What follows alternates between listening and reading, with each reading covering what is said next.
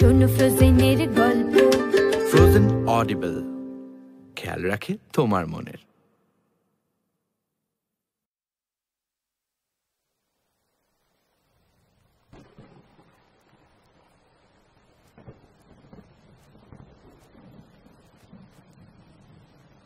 চোখটা জোর করে বন্ধ করে বিছানায় শুয়ে অপূর্ব। প্রায় মাঝরাত হয়ে গেল, এতটুকু ঘুম পাচ্ছে না ওর। কাল থেকে শরীর আর মনের উপর হয়ে যাওয়া ধকল সামলাতে উঠতে পারা বা না পারা, এই দুইয়ের মাঝখানে একটা সেতুতে যেন দাঁড়িয়ে অপূর্ব। বাইরে বৃষ্টির একটানা ক্লান্তিকর শব্দ, তবু যেন একটা গভীর নিস্তব্ধতা অপূর্বকে আচ্ছন্ন করে রেখেছে। নিজের শ্বাস প্রশ্বাসের শব্দটাও যেন শুনতে পাচ্ছে।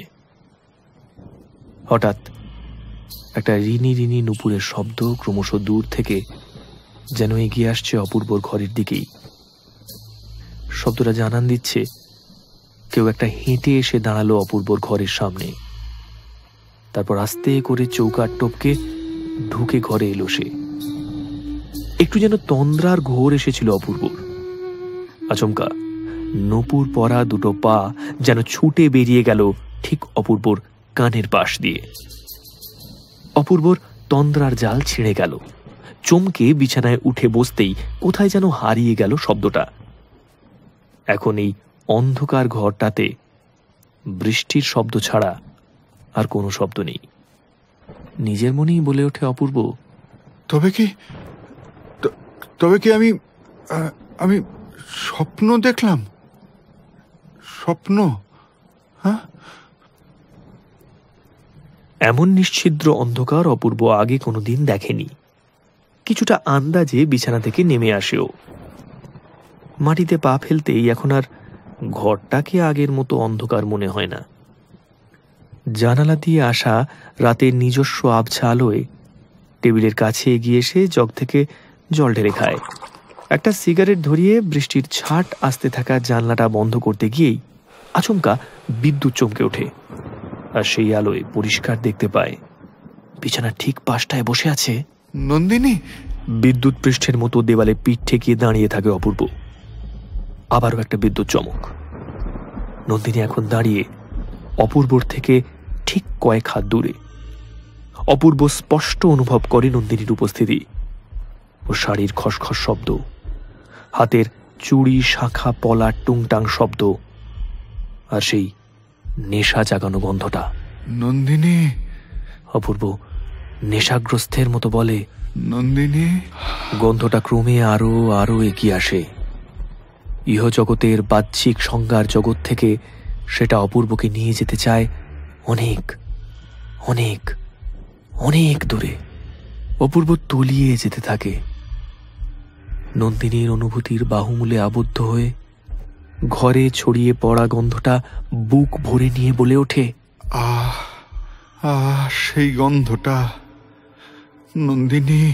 চেতন অবচেতনের জগৎ থেকে এক অলীক সুখানুভূতির মধ্যে আরো আরো আরো ডুবে যায় অপূর্ব।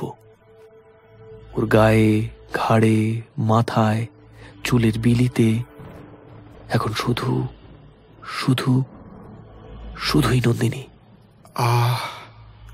মুহূর্তে অপূর্বর মাথায় যেন বিদ্যুৎ প্রবাহ খেলে যায়। মনে পড়ে যায় কাল রাতে বাইরের চাতালে পড়ে থাকা রক্তাক্ত নন্দিনীর ভয়ঙ্কর মুখটা। ভয়ে ছিটকে সরে গিয়ে আর্তনাদ করে ওঠে অপূর্ব। না না, তুমি নন্দিনী নও। না, হতে পারে না, হতে পারে না। দু হাত দিয়ে নিজের মাথাটা চেপে ধরে ক্রমশ পিছিয়ে যায় অপূর্ব। অন্ধকারের দিকে তাকিয়ে চিৎকার করে ওঠে, কে কে কে কে কে তুমি? কে কে কে কে তুমি? কে কে? মুহূর্তে বাইরে আবার চমকে ওঠে বিদ্যুৎ। অপূর্ব দেখতে পায় একটা ছায়া নিঃশব্দে বেরিয়ে গেল বন্ধ দরজাটা ভেদ করে। সারা শরীর অবশ হয়ে যায় অপূর্বর। মনে হয় যেন নিজের পায়ে আর এক মুহূর্ত দাঁড়িয়ে থাকতে পারবে না ও। সামনে রাখা টেবিলটা ধরতে গিয়ে জ্ঞান হারিয়ে মাটিতে পড়ে যায় অপূর্ব।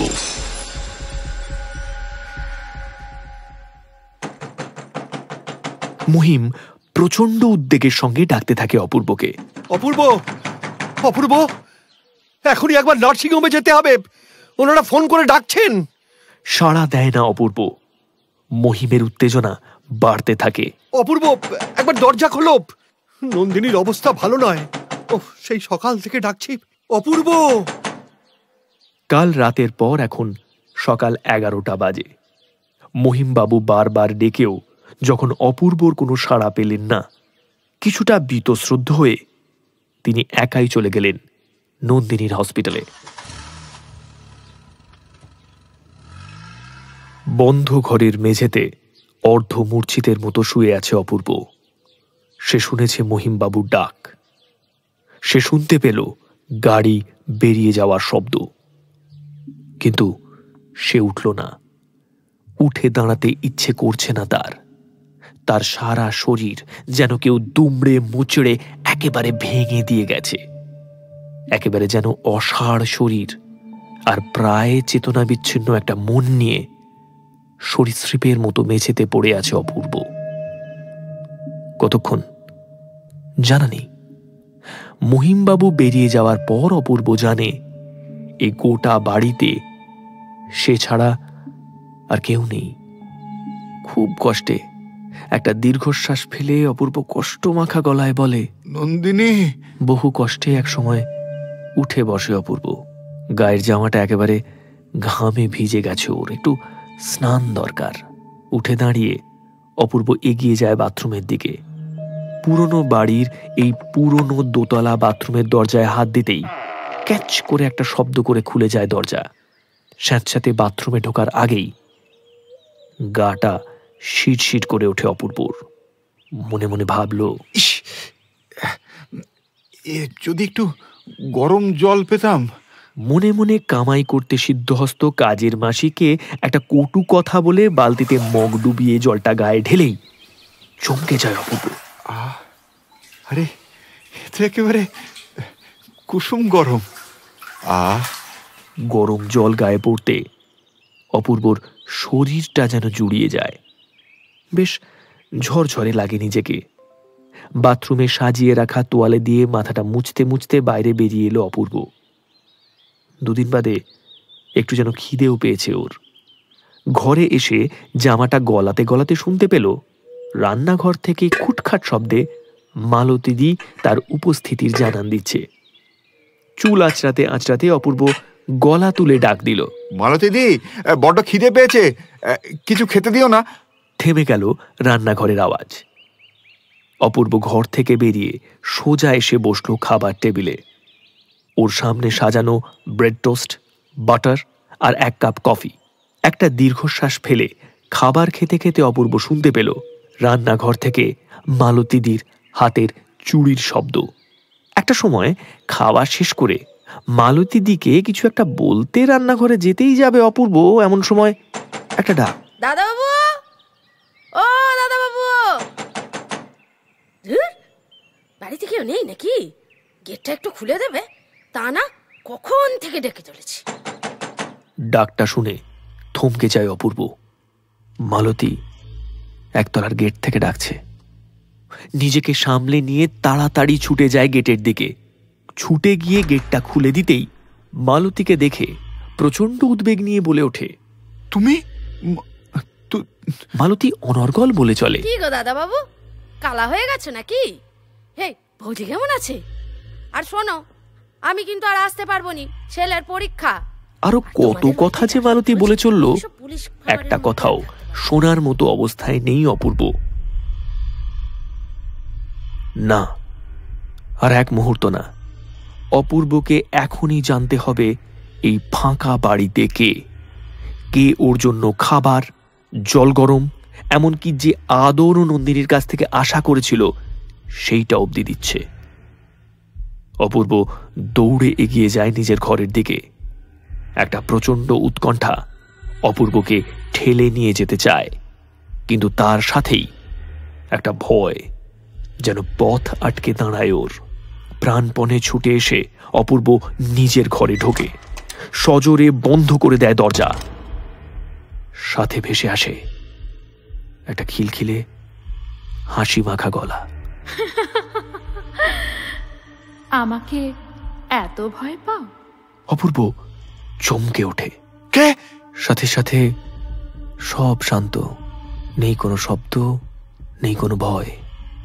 দরজায় পিঠ ঠেকিয়ে অপূর্ব পাথরের মতো দাঁড়িয়ে, ভয় নয়, এক অদৃশ্য বাহুর আলিঙ্গনে।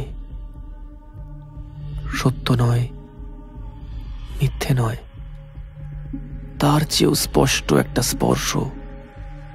আর সেই গন্ধটা কানের কাছে, একটা ঠান্ডা হাওয়ার স্রোত। ভয় নেই, এবার শুধু তুমি আর আমি। হসপিটালের বেডে নন্দিনীকে আটকে রাখতে হিমশিম খাচ্ছে নার্স আর ওয়ার্ড বয়রা। বাধ্য হয়ে নন্দিনীর হাত পা বেঁধে রেখেছেন ওরা। বিছানায় বাঁধা অবস্থায় শুয়ে ছটফট করছে ও। প্রাণপণ চেষ্টা করে চলেছে ছিটকে বেরিয়ে আসার। ওর শরীরে যেন একটা আসুরিক বল কাজ করছে। বিছানা থেকে শরীরটা একবার তুলে আবার আছড়ে দিচ্ছে বিছানায়, ছাড়িয়ে নিতে চাইছে বাঁধন, আর বলে চলেছে, আমাকে যেতে হবে, আমাকে যেতে হবে, ছেড়ে দাও, আমাকে ছেড়ে দাও। নন্দিনীকে এরকম অবস্থায় দেখে ভারাক্রান্ত মন নিয়ে মহিমবাবু এগিয়ে যান বেডের দিকে। হাত রাখতে যান নন্দিনীর মাথায়। ও আবারও চিৎকার করে ওঠে, অপূর্বকে বাঁচাও, আমাকে যেতে হবে, আমাকে যেতে হবে। মহিমবাবু চমকে উঠে দুপা পিছিয়ে আসতেই কাঁধে হঠাৎ একটা হাতের স্পর্শ। পিছন ফিরতেই ডাক্তার দাস বলে ওঠেন, কি দেখছেন মহিমবাবু? মহিমবাবু কাতরভাবে একবার নন্দিনীর দিকে তাকান। তখন নার্স নন্দিনীকে ঘুমের ইঞ্জেকশন দিচ্ছে। ঠিক এইভাবেই একবার নয়, দুবার নয়, এই কদিনে 6 বার নন্দিনীর জ্ঞান ফিরেছে। জ্ঞান ফিরলে ও যা শুরু করছে, বাধ্য হয়ে আমাদের প্রতিবারই ওকে ঘুম পাড়িয়ে দিতে হচ্ছে। আবার আগের মতো? ডাক্তারবাবু, আমার মেয়েটা কি আবার আগের মতো হয়ে যাবে ডাক্তারবাবু? এক্স্যাক্টলি সেটা হবে কিনা বলতে পারবো না, কারণ আগের নন্দিনীর সঙ্গে এখনকার নন্দিনীর একটা পার্থক্য আছে। পার্থক্য? হ্যাঁ, বাঁচার ইচ্ছে, বা বলতে পারেন বাঁচানোর। ডাক্তার দাসের মুখটা চিন্তিত হয়ে ওঠে। মহিমবাবুর দিকে সন্দিগ্ধ চোখে তাকিয়ে তিনি বলেন, আচ্ছা, অপূর্ব কোথায়? আজ 10 দিন হয়ে গেল হাসপাতালে ভর্তি নন্দিনীকে একটা বারের জন্যেও দেখতে যায়নি অপূর্ব। শুধু নিজের ঘরের দরজা বন্ধ করে নিজেকে সকলের থেকে দূরে রেখে কি করতে চাইছে ও? আজকে জানতেই হবে মহিমকে। কিসের এত উদাসীনতা অপূর্বর নন্দিনীর প্রতি? কথাগুলো ভাবতে ভাবতে জোর পায়ে মহিম এগিয়ে আসেন অপূর্বর ঘরের সামনে। বন্ধ দরজায় আর ডাকাডাকি নয়, এইবার দরজা না খুললে ভেঙে দেবেন, এমনই একটা সংকল্প করে দরজায় সজোরে আঘাত করতেই যাবেন, কিন্তু ভিতর থেকে অপূর্বর গলা শুনে থমকে গেলেন মহিম। ভিতরে অপূর্ব কারো সঙ্গে কথা বলছে। দরজায় কান রাখলেন মহিম, আর শুনতে পেলেন, কেন এরকম করো নন্দিনী? যখনই তোমাকে কাছে পেতে চাই, কেন দূরে সরে যাও? কেন কেন বারবার এভাবে আসো? কেন তোমাকে দেখতে পাই না নন্দিনী? মহিম হতবাক হয়ে মনে মনে বলে, কি বলছে অপূর্ব? আর এক মুহূর্ত দেরি না করে বাইরে থেকে বেশ কড়া গলায় ডাকলেন মহিম, অপূর্ব, তুমি কার সাথে কথা বলছো? ভিতরের কথা থেমে গেল, কিন্তু মহিমের ডাকের কোনো উত্তর এলো না। মহিম আবার ডাকলেন, এবার আরো জোরে, অপূর্ব! দরজার ভিতর থেকে ঠুক করে একটা আওয়াজ হলো। আজ 10 দিন পর দরজা খুলে বেরিয়ে এলো অপূর্ব। আর সে বেরিয়ে আসতে তার চেহারা দেখে মহিমের মতো মানুষের যেন হাড় হিম হয়ে গেল। চুল উস্কো খুস্কো, সারা গায়ে আঁচড়ের দাগ, জামা কাপড় ছেঁড়া। কি অপূর্ব, তোমার এই অবস্থা কি করে হলো? উত্তরে অপূর্ব অস্বাভাবিক একটা জড়ানো গলায় উত্তর দেয়, এর জন্য তো আপনি দায়ী। মহিম উত্তেজনায় বাক্যহারা হয়ে যান। আমি মানে মানে কি করে? হ্যাঁ হ্যাঁ, আপনি বসুন, আমি একটু ফ্রেশ হয়ে আসি। ফ্রেশ। মহিম সন্তর্পণে ঘরের ভিতর ঢুকে চারিপাশ দেখেন। নাকে যেন তার একটা আষ্টে গন্ধ লাগে। সে ভালো করে বোঝার চেষ্টা করে। তারপর ঘরের জানলার পর্দাটা খুলতেই কানের কাছে যেন একটা হিংস্র চাপা মেয়েলি গলায় কেউ বলে ওঠে, কেড়ে নেব, সব কেড়ে নেব, কেড়ে নেব। চমকে ওঠে মহিমবাবু। গলাটা চিনতে তার অসুবিধা হয় না। সে দু চোখ জলে ভিজিয়ে উত্তেজিত হয়ে বলে ওঠে, কি কাড়বি তুই মা? কার থেকে কাড়বি? এই জগতের কিছুই যে আর তোর নয় রে। আমি আমি আমি নিজের হাতে তোকে খুন করেছি। তুই চলে যা মা, চলে যা। নন্দিনী আর অপূর্বকে শান্তিতে থাকতে দে। তোর যা শাস্তি তুই আমাকে দে মা, তুই আমাকে দে। কথা শেষ হয় না মহিমের। তার আগেই তিনি দেখেন এক প্রবল ঝোড়ো হাওয়া গোটা ঘর জুড়ে যেন তাণ্ডব চালাচ্ছে। চারিদিক লণ্ডভণ্ড করে দিচ্ছে সেই হাওয়া, আর সেই সঙ্গে মেয়েলি কণ্ঠে হাসির শব্দ।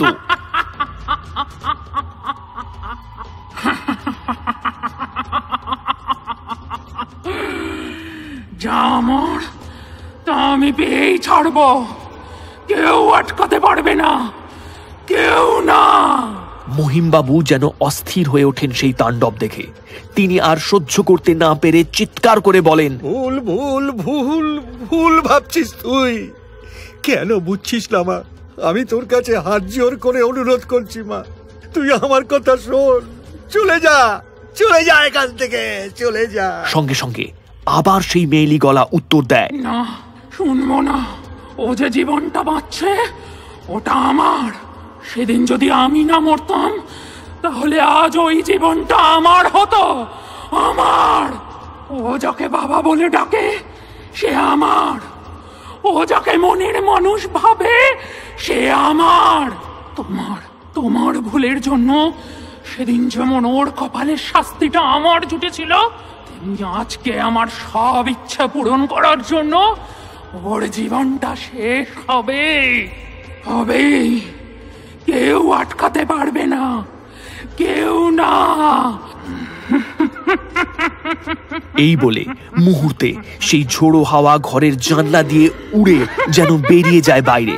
মহিম দৃঢ়তার সঙ্গে বলে ওঠে, মারতে তো আমাকে হবে। এর শুরু যখন আমি করেছি, তখন শেষটাও আমাকেই করতে হবে। এই বলে তিনি বাইরে বেরিয়ে যান। তারপর অপূর্বকে ডাকেন। অপূর্ব, অপূর্ব। অপূর্ব আসতেই মহিমবাবু তার ঝোলা থেকে আরো একটি কবচ বার করে অপূর্বকে পরিয়ে দেন। অপূর্ব পড়তে না চাইলেও এক প্রকার জোর করেই সেই তাবিজ পরিয়ে তাকে সুরক্ষিত করার চেষ্টা করেন মহিমবাবু। তাবিজের স্পর্শের সাথে সাথেই অপূর্বর যেন ঘোর কাটে। সে অপলক দৃষ্টিতে মহিমের দিকে তাকিয়ে বলে, এ কি, আপনি কখন এলেন?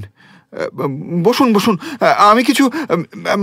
মহিম তাকে বাধা দিয়ে বলেন, না বাবা, আমার মেয়েটাকে সুস্থ করে না তুলতে পারলে আমার গলা দিয়ে কিছু নামবে না বাবা। অপূর্ব বলে ওঠে, নন্দিনী সে কেমন আছে? আমার কিছু মনে পড়ছে না কেন? কারণ তুমি তো তোমার মধ্যে ছিলে না বাবা। এবার সব ঠিক হয়ে যাবে, সব। অপূর্ব আর সময় নষ্ট করতে চায় না। সে সঙ্গে সঙ্গে গাড়ি নিয়ে নন্দিনীর সাথে দেখা করতে যায়। নার্সিংহোমে প্রায় অচৈতন্য হয়ে পড়ে আছে নন্দিনী। অপূর্ব ওর কেবিনে আসে। নন্দিনীকে ওভাবে পড়ে থাকতে দেখে ওর ভারী কষ্ট হয়। অপূর্ব নন্দিনীর খুব কাছে গিয়ে বলে, নন্দিনী, নন্দিনী। মুহূর্তে নন্দিনী চোখ খুলে দেখে অপূর্বর পিছনে দাঁড়িয়ে এক কালো ছায়া অপূর্বকে ধরতে চাইছে। নন্দিনী আঁতকে ওঠে সেই দৃশ্য দেখে, চিৎকার করে বলে, না না, ওকে মারবে না, ওকে মারবে না, মেরো না, মেরো না, ওকে মেরো না। অপূর্ব বুঝতে পারে না নন্দিনীর এই হঠাৎ অস্থির হয়ে ওঠার কারণ। ডাক্তারও ছুটে আসে।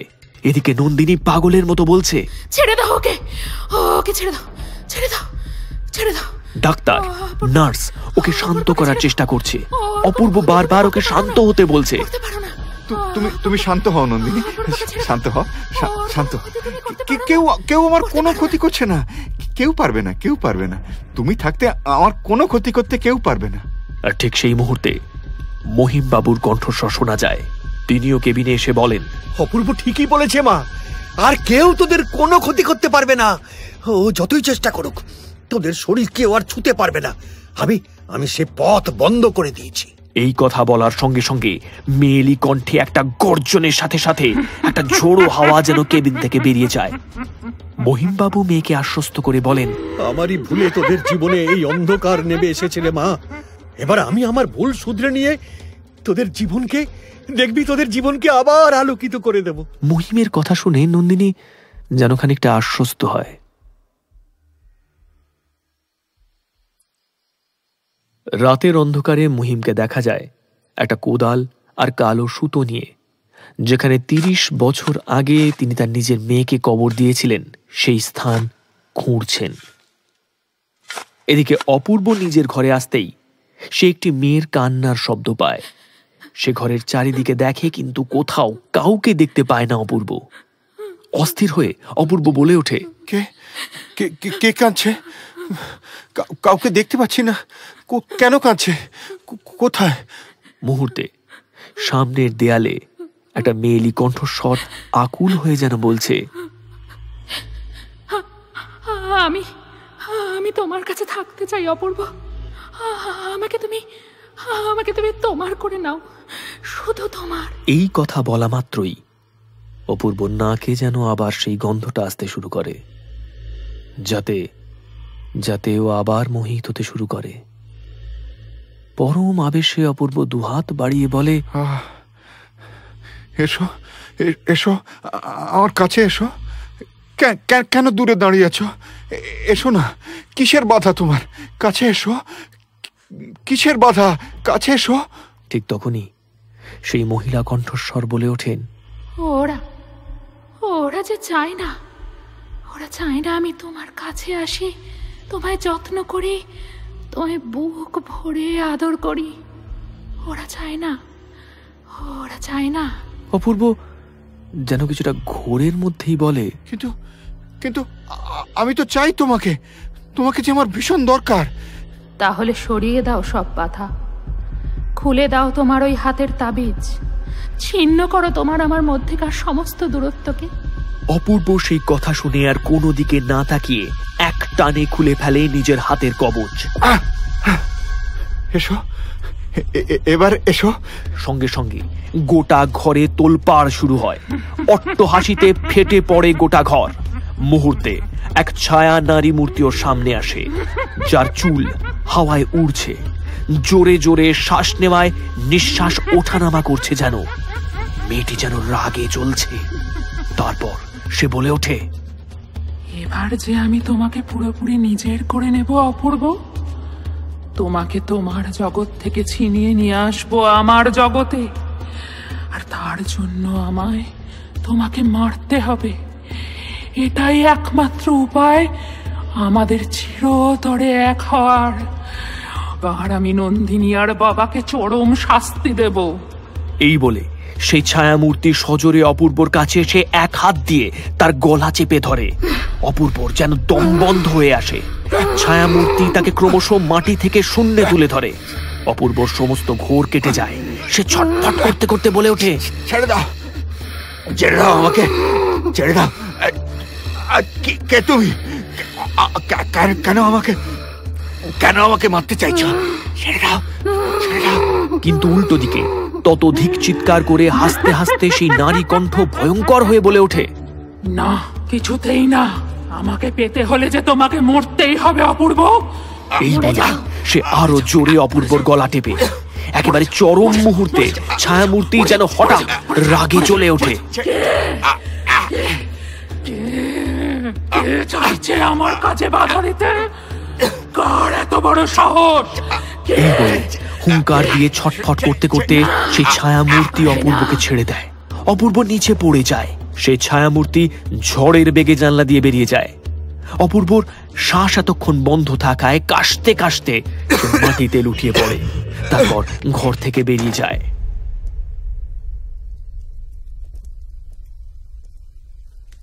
ওদিকে বাড়ির পিছনে যেখানে রুক্মিণীকে কবর দিয়েছিলেন মহিম, সেখানে বসেই সে যজ্ঞকুণ্ডে আগুন ধরিয়ে তার পাশে চিতা জ্বালিয়েছে। তারপর দেখা যায় বিড়বিড় করে মন্ত্র পড়তে পড়তে সে সেই কালো সুতো দিয়ে কিছু মানুষের হাড়কে একসঙ্গে বাঁধছে। দেখে যেন বোঝা যাচ্ছে যে মানুষের শরীরের হাড়গুলোকে উনি মালার মতো করে পরপর গেঁথে চলেছেন। ঠিক সেই সময় ঝোড়ো হাওয়াটা যেন সেখানেই চলে আসে, চারিদিক লণ্ডভণ্ড করতে থাকে। মহিম তা বুঝে আরো দ্রুততার সাথে সেই হাড়গুলি মালা আকারে গাঁথতে থাকেন। বিড়বিড় করে মন্ত্রোচ্চারণের গতি বাড়তে থাকে। সেই ঝোড়ো হাওয়ার তাণ্ডবে চারিদিক লণ্ডভণ্ড হতে থাকে। সাইক্লোনের মতো সব এক জায়গায় জড়ো হয়ে হাওয়ায় ভেসে ভেসে ঘুরতে থাকে। এদিকে মহিমের মালা গাঁথা শেষ হওয়ার পর সে সেই হাড়ের মালা নিয়ে চিতার কাছে গিয়ে সেখানে সেই হাড়ের মালা ফেলতে যাবে, সঙ্গে সঙ্গে সেই হাওয়ার তাণ্ডব চরম হয়ে চিতা নিভিয়ে দেয়। চমকে ওঠে মহিম, নারী কণ্ঠ আস্তে আস্তে বলে, না, পারবে না, তুমি পারবে না, কিছুতেই পারবে না আমার শরীরের হাড় আগুনে পোড়াতে, কিছুতেই না।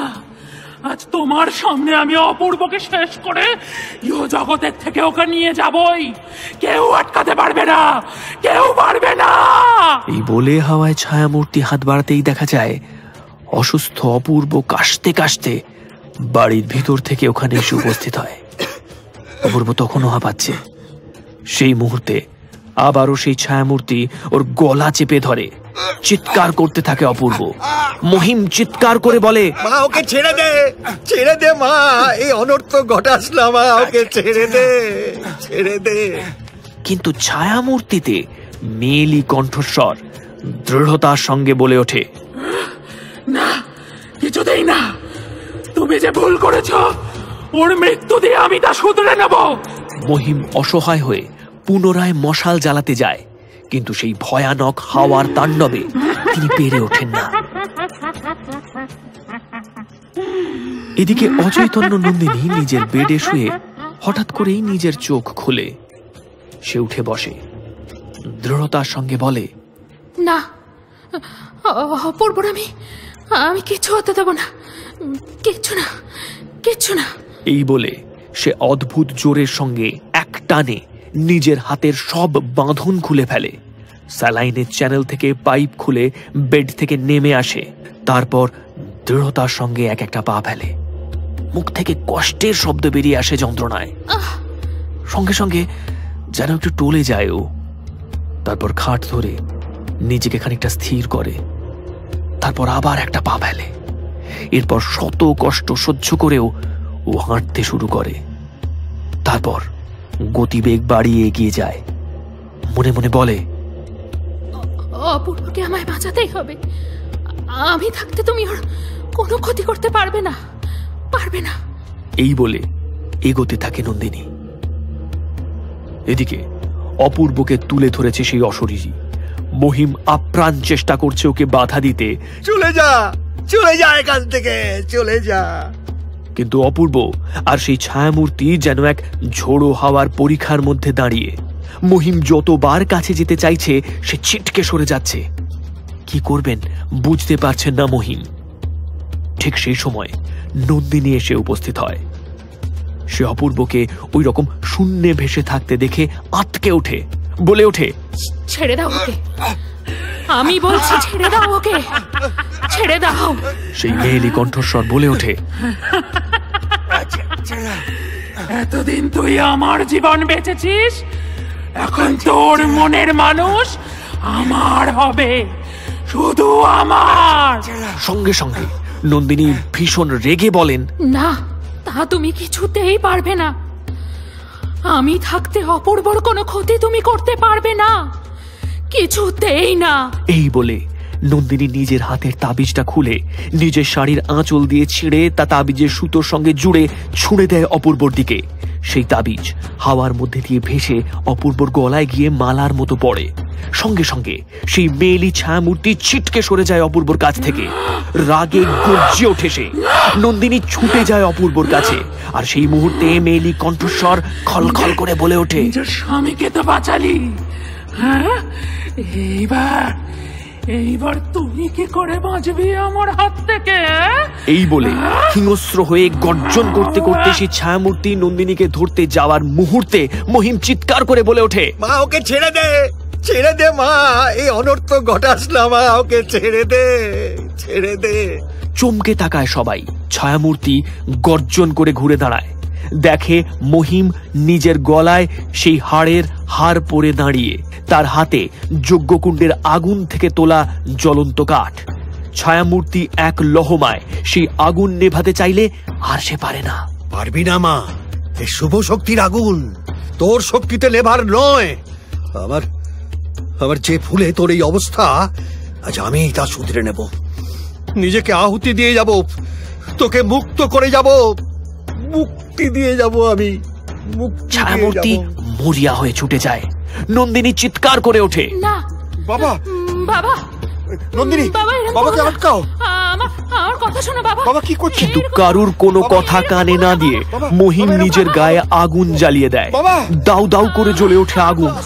শরীর জ্বলার জ্বালায় চিৎকার করতে থাকেন মহিম। তার সঙ্গে চিৎকার করে সেই ছায়ামূর্তি। মুহূর্তে দাউ দাউ করে জ্বলতে জ্বলতে মহিমের শরীর সহ তার গলায় পড়া রুক্মিণীর শরীরের সবকটা হাড়ও পুড়ে ছাই হয়ে যায়। মাটিতে পড়ে থাকে কেবল ছাই ভস্ম। মুহূর্তে যেন সব তাণ্ডব থেমে যায়, আর চারিদিকে নেমে আসে গভীর রাতের নিস্তব্ধতা। অপূর্ব আর নন্দিনী সেই রাতের পর আর এক মুহূর্ত ওই বাড়িতে কাটায়নি। অসুস্থ নন্দিনীকে নিয়ে সেই রাতেই বেরিয়ে আসে সুফিগঞ্জের ওই অভিশপ্ত বাড়ি থেকে। তারপর কেটে গেছে বেশ কয়েকটা বসন্ত। অপূর্ব নন্দিনীর মনের বসন্তে নানান রং খেলা করেছে এই বছরে। 2 থেকে তারা 3 হয়েছেন। মহিমবাবুর মৃত্যু নন্দিনীকে খুব বেশি আলোড়িত করেনি। সেটা দেখে অপূর্ব প্রথমটা অবাক হলেও পরে বুঝেছে হয়তো অপরাধীর শাস্তি শুধু সে একাই চাইতো না। সেই শব্দটা মনে পড়লেই আজও অপূর্বর মনের এক পাশটা ভারী হয়ে ওঠে। আজও তাই হলো। ভারী মনটা নিয়েই কলকাতার বাড়ির বারান্দায় বসে খবর কাগজ পড়ছে অপূর্ব। হঠাৎ রান্নাঘরের ভিতর থেকে নন্দিনীর গলা, কি গো, আর এক কাপ চা হবে নাকি? মুচকি হেসে অপূর্ব বলে, হ্যাঁ, তা ছুটির দিন 1 কাপ এক্সট্রা হলে মন্দ হয় না। কথাটা শেষ করে অপূর্ব কাগজে মন দেয়। হঠাৎ ডোরবেলটা বেজে উঠল। অপূর্ব মনে মনে বলে, এখন আবার কে? বলে কাগজ ভাঁজ করে অপূর্ব এগিয়ে যায় সদর দরজার দিকে। হ্যান্ডেলটা টেনে খুলতেই চমকে ওঠে অপূর্ব। তুমি? সামনে কাগজের ব্যাগ হাতে গলদঘর্ম হয়ে ওদের ছেলে টুকাইয়ের হাত ধরে দাঁড়িয়ে আছে নন্দিনী। অপূর্বর শির দাঁড়া দিয়ে একটা ঠান্ডা স্রোত বয়ে যায়। অস্ফুটে বলে ওঠে, তুমি? নন্দিনী চোখ পাকিয়ে তাকিয়ে বলে, কেন, কার আশায় ছিলে? অপূর্বর মাথার ভেতরটা তালগোল পাকিয়ে ওঠে। তবে এক্ষুনি রান্নাঘর থেকে কার স্বর ভেসে এলো? কে জানতে চাইছিল? আর 1 কাপ চা? 1 পা 2 পা করে রান্নাঘরের দিকে এগোতে এগোতে অপূর্ব কিছুটা কাঁপা স্বরে অস্ফুটে বলে ওঠে, কে তুমি?